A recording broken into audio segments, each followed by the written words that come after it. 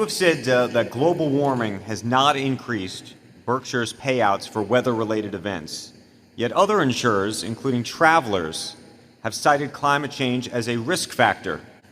I've seen of course, the SEC requires you to put in all these risk factors, and the lawyers will tell you to put in, everything possibly you can think of, that you'll develop Alzheimer's or whatever it may be. I mean, they just want you to have a laundry list so that it's all been covered in case of later litigation or something of the sort.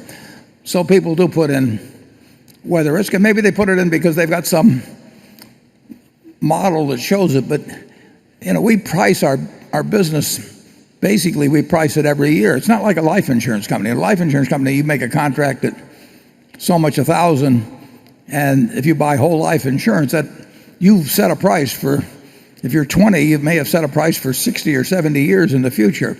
But that is not the property casualty insurance business, which we're in. We set it 1 year at a time, and I see nothing that tells me that on a yearly basis that global warming is something that should cause me to change my prices a lot, or even a small amount.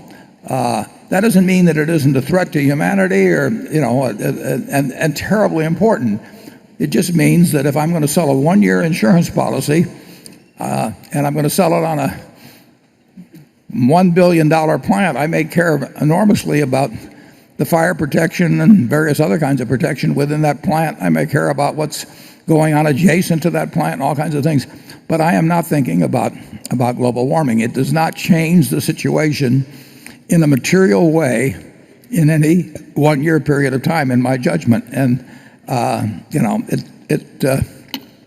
if I was writing a 50-year windstorm policy in Florida, I would think very hard about what global warming might do in that case to the incidence and the intensity of potential hurricanes. But I do not think it has any material effect on the likelihood of or the intensity of a hurricane in Florida or Louisiana or Texas or next year. So it is not it's not something I would put in the 10K as a threat. Charlie?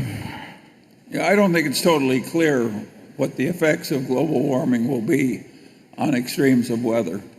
I think there's a lot of guesswork in that field, and a lot of people like howling about calamities that are by no means sure. Yeah, do you think, would it change your 1-year prediction as to what the rate should be? No. No, it wouldn't change mine either. So I don't really understand why they put that in there. A lot of people get very invested in it. It's like a crazy ideology.